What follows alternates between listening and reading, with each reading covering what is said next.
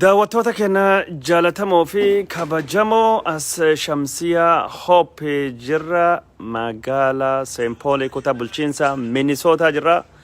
Dubartoonni isin agartan kunni hojjettoota Shamsiyaa Hopeeti. Namni asitti mul'atu kun cuftunu wayaa isaanii halluu keelloo uffatanii yaada nuu kennuu fi asitti argamanii jiranii maaliif guyyaa har'aa wayaan keelloo tana uffatanii miir isaaniitti dhagahamaa jirullee fuul isaaniirra dubbisuu dandeettanii isaallee tokko tokkoon nu dubbachuu deemanii maqaa isaanii nutti himuuni dubbatanii gara mirga irraa jalqabnu moo jidduu jalqabnu moo bitaa irraa jalqabnuti akkama deemnuti dubartoota. Okay, jidduu keessa ka jirtu nama shan asitti argaa jirtanii jidduu keessa ka jirtu Magfira Haji Ahmed Nuurati indo gongorra yeroo kan maqaa isii hoggantuu bakka kanaati dhaabbanni isaan hojjetanii jechuun dhaabbatan miti mootummaa kan nyaata bilisaanii yookaan ammoo tolaan namaaf dhiyeessu Shamsiyaa Hops jedhama. Hoggantuun dhaaba kana isi mee Magfiraan maaliif wayaa boora kan har uffachuun barbaachisee ka jedhu yaada isiitiin jalqabna. Magfira kaameraan kun jechuun sagalee guddistuu waan hin jirree fi xiqqoo sagaleen koolnaa fudhadhi akka namni dhagahutti maaliif har'a asitti walitti qabamtanii wayaa boora yookaan ammoo keelloo kan maaliif uffattan?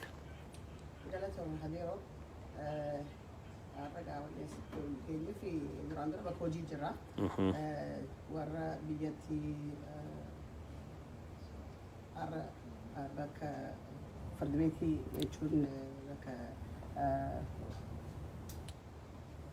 Jawar Farid Elawan dhaqanii huccuu uffatanii gadda isaaniitii fi dallansuu isaanii karaa nagayaatiin mul'isuuf warra dhaqee ijoollee Oromoo walitti qabee mootummaan naftanyaa hammeessan bulchaa jiru hidhe. So san durallee muumantii yeroo muumantii kana itti jirra. Maaliif solidaaritii warra liidaroota keenya hidhamee mana hidhaa keessaa dararamaa jiruuf jechuudha. Akka isaan gallakkisan gaafachaa jira yeroo dheeraaf. So wanni tokkooti ala kanaa wanni godhuu dandeenyu sagalee uummata keenyaa ta'uudha. Akka namni hundinuu beeku duraan protestiilee biyya adda addaa goonee bahaa turre because amma koronaanis jabaataa galiimaa tureef dadhabnee jechuun san godhuu akka duraan godhaa akka fedhinaa keenyaa akka duraan goonutti godhuu dandeenye. So tooftaa adda addaatiin social media campaign fi adda addaa godhaa akka sagalee uummata keenyaa biyya alaa kanatti dhagahamu godhaa jirra. So akka agartuutti yeroo uffatu part of that process jechuudha. Solidaaritii agarsiisuu fi hanga hoggantoonni keenya daraanuu bahanii nuti illee waan isaan taasisan ala kanaa hubachiisnee akka addunyaan dhageessee beektuu goosisuu qabu akkasii uumu muumantii kanatti ida'amnee ga'a.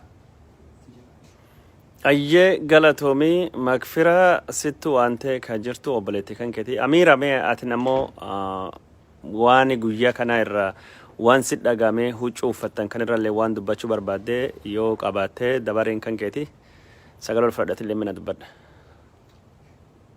Waan dubbadhu wanni huccuu yeroo kana uffannee hidhamtoota keenyaa solidaaritii agarsiisuu fi mootummaan naftanyaa hidhamtoota keenya hunda akka gannuudhiisu barbaannaa kanuma agarsiisuuf. Ayyee itti aantee ka jirtu maqaa kan kee mee naa dubbadhi ati illee dhaamsa kan irratti wanni ati qabdu yoo jiraate naa dubbadha.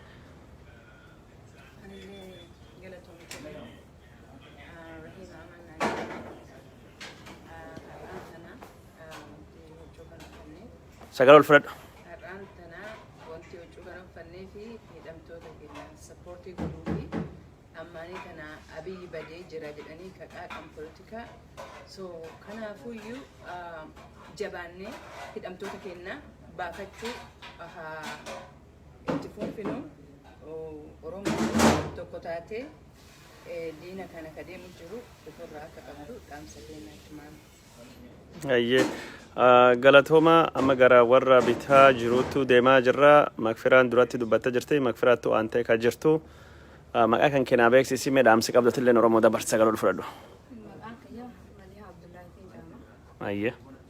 Galatoomii katiroo wanni huccuu tana uffanneef keelloo kalaraa kana wanni uffanneef warra hayyoota keenya sappoortii godhuuf biyya Oromoo jahaa Mahammad Faa Baqqalaa Garbaa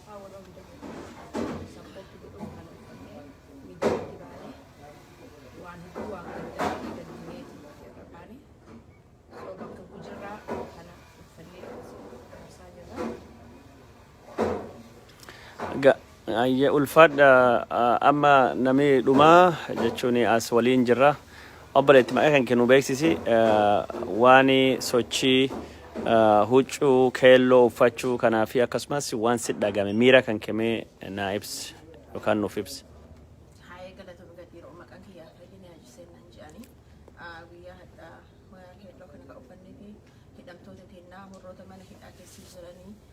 Jarri mana hidhaa keessatti bu'aata jirra garuu akkasuma hidhamnee irra jechuu fi ammaan tana hoo dubbadhu akkuma obboleeyyan tiyya jettee hedduu takka gadda guddannaa dhagama boo'ina godhu jiraayyuu maalii fi hiruu maraa Oromoonii nu akkuma hidhamnitti akkuma qaqqabamnitti jiraataa irra jechuu achitti aanseetiin warroota jara deeggaruu fi achi mana hidhaa sanitti sappoortiif achi dhaqanii jedhanii nama meeqaa 80 olii kata'u mana hidhaatti buranii obboleeyyan teenna hidhanii kun gadda guddannoo dhagama jarri mana hidhaa keessa jirti nu ala jirra alumaayyuu su jiraannu qaama ala jirra malee mataan keenya nu hidhamee jira jara holiin jirra isin holiin jirra ka jennu gadda keenya akka alamnis nu argu agarsiifatuu fi hoyaa kana uffannee homa dandeenye goonaa namuu homa danda'ee godha garuu hoyaa kana uffatuuni bakka maratti akka holganii sappoortii hol godhanii lallabsa jechuu hiriira jechuu homa dandeetti guuta waan dandeetti tokko irratti any movement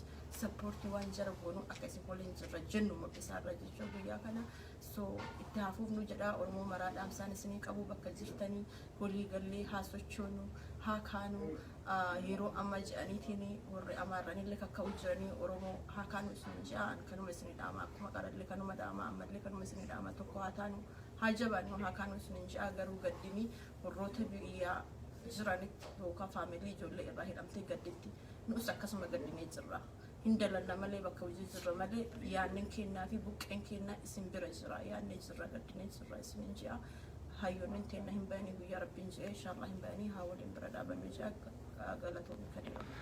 Ayyee hedduu isin galateeffadha namni hundinuu dabaree tokko tokko dubbatee jira namni waan na hafettu jira dhaamsi dhumaa qabaa waa dubbachuu fedhaa jedhu yoo jiraate carraa isinii kenna yoo hin taane ammoo asumaan fixuu deemna sagantaa kana. Wanta akka waan itti ilaatu jira kaniroo. Ayyaa. Muumantii kana namni hunditti jira sooshaal miidiyaa irratti akkuma agarraa jiru kana haa ta'u garuu tishartii kana gaafa uffattee fakkeenyaaf nuti asitti nyaata firii hiraa jirra faamilii kumaatamaan lakkaa'amu sarba godhu sa'a ala namni ol seenu maaliif namni hundi yeroo uffate jedhanii si gaafata. So warri especially warri ala jirtan carraa kananii qabdanii itti fayyadamaadha 2 minutes yoo sirraa fudhate waa'ee Oromoo nama sana himuu fi maaliif akka uffanne rakkina kana keessa ibsu jechuudha. Namni sun faawulii nam tokko lama deemee himaa jechuudha kanaan bareedu wajjin. Kanaaf jecha chaasii kana opportunity waa'ee keenyaa itti warra alaa itti barsiistanillee akka ta'u itti yaada jechuudha fedhee uummata Oromoo warri ala jirtan Saawudii haa ta'u Yuuroop haa ta'u Ameerikaa keessaa haa ta'u Kaanadaa bakkuma feete yoo jiraadhu nama alaa tokko barsiise opportunity kana itti fudhadhu maaliif akka waan yeroo kana uffatu rakkinni keenya maal akka uummanni Oromoo maal keessa akka jiraataa jiru amma barsiisni nama biraa. Ayyee namni dubbiin hafteef jira jechuun barsiisaa maalii fi guyyaa har'aa kan wayaa booraa yookaan ammoo bifa keelloo kan akka uffatanii carraa kanatti fayyadamaa nama barsiisaa namattu himaa jechaa jirti. Kun dhaamsa gaarii asillee nullee warra waliin hojjannullee hedduutu himaa jira ka afaan Oromoo dubbatanii afaan Oromoo dubbachuu hin beennellee fayyine waan siyaafettu jira.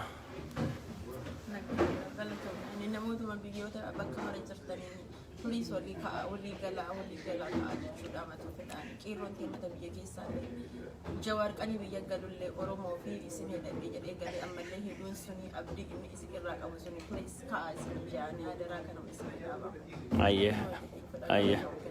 Ayyee hedduu galatooma isin cuftinu yaada nu kennitanii fi warri nu daawwatan nu hordoftanii sagantaa kan nu qooddanilleen galata guddaa qabdu sagantaan kenna ka ammaan tana hagasuma mee warra dhiirallee dubbisne yaada isinii dhiyeessina nagaan nu oolaa